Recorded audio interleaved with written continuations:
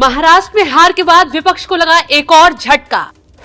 EVM पर झूठी खबर फैलाई, चुनाव आयोग ने अकल ठिकाने लगाई। चुनाव आयोग के बड़े खुलासे से मुंह छुपा रहा इंडिया गठबंधन।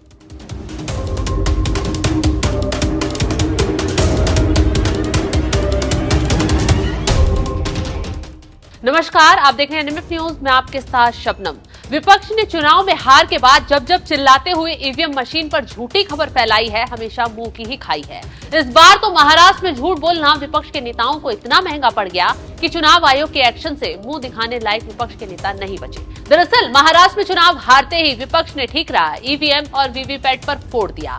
हर बार की तरह इस बार भी खिसियानी बिल्ली खंबा नोचे की तरह किया और जमकर सरकार के खिलाफ झूठ फैलाते हुए नए आरोप लगाए।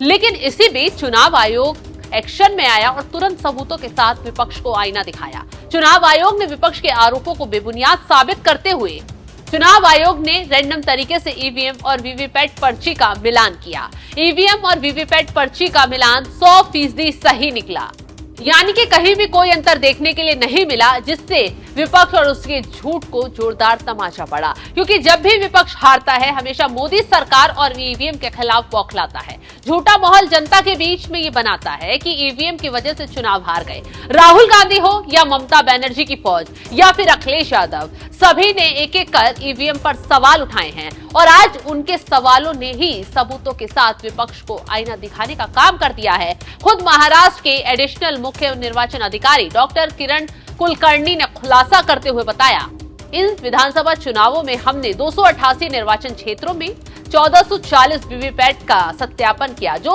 प्रत्येक निर्वाचन क्षेत्र में वीवीपैट का 5% है। सभी वीवीपैट की काउंटिंग ईवीएम के परिणामों में पूरी तरह से मेल खाती है, जिससे सिस्टम की विश्वसनीयता को बल मिलता है। तो विपक्ष को आईना दिखाने में चुनाव आयोग के अधिकारी यही चुप नहीं हुए। जो बातें चुनाव आयोग की तरफ से कही गई, उससे नेता हो या राजनेता, हर कोई हैरान हो गया। बता दें कि चुनाव के नतीजों के बाद शिवसेना यूबीटी कांग्रेस सबसे ज्यादा बौखलाई थी।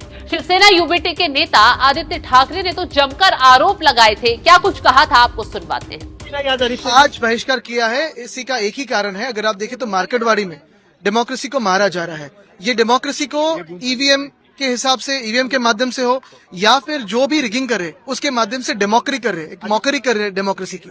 और यही जो मैंडेट है, ये मैंडेट ना जनता का है ना महाराष्ट्र का है, ये मैंडेट ईवीएम का है और ये मैंडेट इलेक्शन कमीशन का है। हम यही बात करना चाहते हैं। आज जो शपथ नहीं लिए, इसी के लिए नहीं लिए क्योंकि आज जनता का आदर करना चाहते हैं। जनता के जो मन में शंका उपस्थित है, उसे उत्तर देना चाहिए। इतना ही नहीं, एनसीपी शरद पवार ने तो ईवीएम पर संदेह जताते हुए मतपत्रों का उपयोग कर पुनर्मतदान कराने की मांग कर डाली थी। सोलापुर जिले के मरकरवाड़ी गांव के लोगों से मुलाकात करने तक पहुंच गए थे। झूठ फैलाया, माहौल बनाया। शरद पवार ने लोगों से अपील करते हुए कहा, हमने ईवीएम के बारे में कुछ आंकड़े एकत्रित किए हैं। लोगों ने मतदान किया, लेकिन अंत में परिणाम अप्रत्याशित थे।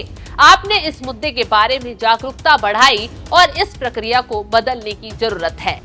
अब शिवसेना यूबीटी बोली है तो एनसीपी और कांग्रेस कैसे चुप बैठ सकती हैं? महाराष्ट्र कांग्रेस के अध्यक्ष नाना पटोले भी मैदान में आ गए। छूटते ही उन्होंने भी चुनाव आयोग के साथ साथ बीजेपी को निशाने पर ले लिया। नाना पटोले ने तंज कसते हुए कहा, मेरा वोट मेरा अधिकार है। वोट खत्म करने के बाद हमारा कोई अधिकार ही नहीं बचता है। मेरा मतदान सही सलामत या नहीं, अगर ऐसी शंका मन में आती है तो ये ही मेरी स्वतंत्रता का उल्लंघन माना जाता है। जनता के बीच भावना है कि वोटिंग बैलेट पेपर पर हो ना कि मशीन से। विपक्ष ने हारते ही इन आरोपों के साथ जमकर बवाल काटा, लेकिन जैसे ही चुनाव आयोग एक्शन मोड में आया, ईवीएम वीवीपैट का मिलान करवाया, पिटारे ने एक झटके में आदित्य ठाकरे हो या नाना पटोले या फिर शरद पवार, सबकी बोलती बंद कर दी है। एक भी नेता अब सामने आकर इस मामले पर बोलने को तैयार नहीं है, क्योंकि सबूत गवाह सब बता रहे हैं ईवीएम भी ठीक है, वीवीपैट भी सही है। कमी है तो सिर्फ विपक्ष में, जो बार बार अपनी हरकतों से हार जाता है, झूठ फैलाकर खिसियाता है, जिसका अंजाम उसे महंगा पड़ जाता है। बता दें कि महायुति गठबंधन ने इस बार महाराष्ट्र चुनाव में 288 में से 230 सीटों पर जीत हासिल की थी। वहीं महाविकास अघाड़ी गठबंधन सिर्फ 46 सीटों पर सिमट गया था और यही दर्द महाविकास अघाड़ी झेल नहीं पाई और इस वजह से उन्होंने छूटते ही ईवीएम पर हर बार की तरह ठीकरा फोड़ा, लेकिन इस बार भी चुनाव आयोग ने उन्हें बेनकाब कर दिया। तो फिलहाल इस खबर पर आपकी राय क्या है, कमेंट कर जरूर बताएं।